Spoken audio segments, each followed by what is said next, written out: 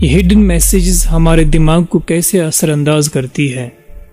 ایک انسان جب گانا سنتا ہے تو اس کے لیرکس، اس کے بول انسان کو ایزیلی سمجھ آتے ہیں، لیکن یہ جو ہڈن میسیج ہوتی ہے یہ ہمارا conscious and sub conscious mind سمجھ نہیں پاتے، کیونکہ یہ ریورس میں ہوتی ہے، تو اس لیے وہ اس میسیج کو انکانشیس برین، انکانشیس مائنڈ کے حوالے کرتے ہیں۔ انکانشیس مائنڈ اس میسیج کو سٹور کرتا ہے اور اس کو ڈی کوڈ کرتا ہے۔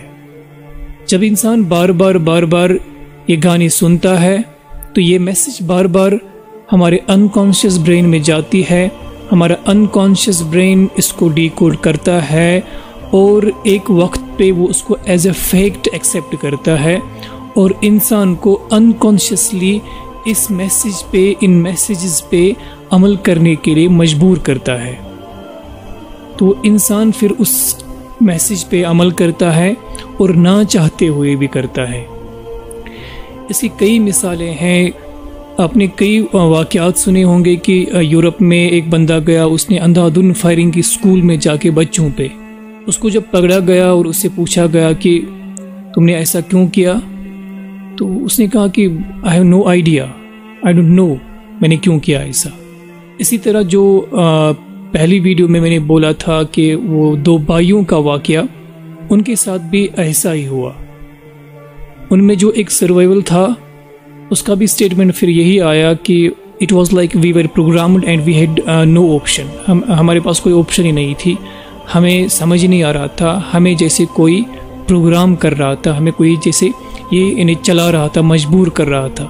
تو اس طرح سے اس میوزک کے ذریعے انسانوں کے دماغ کو کنٹرول کیا جاتا ہے لاشعوری طور پر۔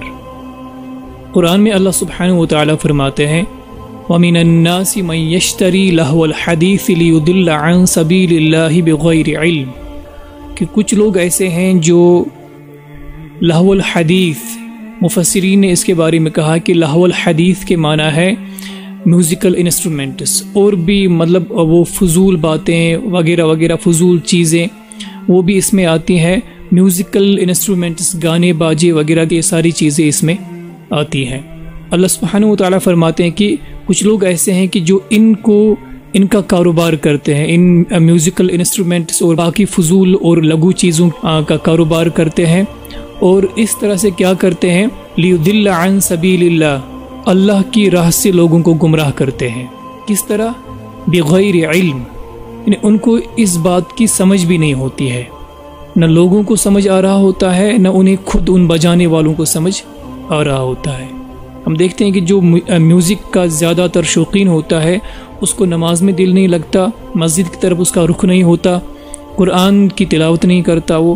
اب یہ میسیج بھی ضروری نہیں ہے کہ میسیج ہو تبھی ایسا کر سکتا ہے، نہیں، میسیج کے بغیر بھی یہ اتنا ہی خطرناک ہے جتنا میسیج کے ہوتے ہوئے یہ خطرناک ہے۔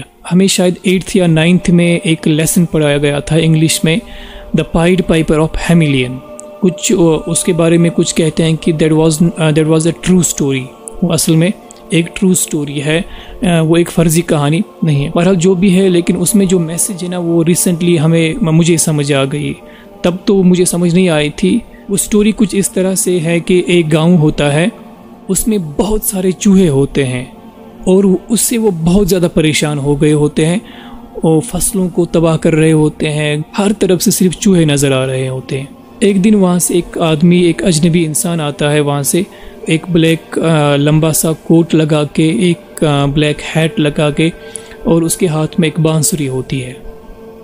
وہ ان کو کہتا ہے کہ میں آپ کو اس مصیبت سے نجات دوں گا، لیکن آپ نے کیا کرنا ہے، آپ کے گھروں میں جو گولڈ ہے، سونا ہے، وہ آپ نے مجھے دینا ہے، تو میں آپ کو اس مصیبت سے، اس بلا سے چھٹکارا دلاؤں گا۔ تو وہ راضی ہو گئے، انہوں نے کہا ٹھیک ہے۔ اس نے بانسری بجائی، بانسری جب بجائی، he control the minds of all the rats, اس فلوٹ کی وجہ سے، اس بانسری کی وجہ سے اس نے ان تمام چوہوں کے مائنڈس کو کنٹرول کیا۔ وہ آگے آگے جا رہا ہے اور سارے کے سارے چوہے اس کے پیچھے جا رہے ہیں، ٹھیک ہے۔ یہ وہاں پہ نہیں لکھا کہ اس نے مائنڈس کو کنٹرول کیا، مطلب یہ میں کہہ رہا ہوں کہ اس میں میسیج یہی تھی۔ تو وہ آگے آگے جا رہا ہے، سارے چوہے اس کے پیچھے پیچھے۔ آگے دریا آ گیا، اس نے دریا کراس کیا، لیکن چوہے سارے کے سارے اس دریا میں ڈوب کے مر گئے۔ اب وہ واپس آ گیا اور اس نے کہا کہ آپ نے جو وعدہ کیا تھا وہ سونا دینے کا وہ آپ پورا کرو، لیکن انہوں نے انکار کیا، انہوں نے کہا کہ ہم سونا نہیں دے سکتے۔ اب کیا کیا اس نے پھر سے بانسری بجائی، اور اس کی وجہ سے اس نے تمام ان بچوں کے مائنڈز کو کنٹرول کیا جو وہاں پہ تھے۔ یہ آگے نکلا بانسری بجاتے بجاتے تو سارے کے سارے بچے جو اس گاؤں میں تھے وہ اس کے پیچھے پیچھے، ان کو اپنے ماں باپ روک رہے ہیں لیکن وہ مان ہی نہیں رہے۔ دیر از دا مائنڈ کنٹرول۔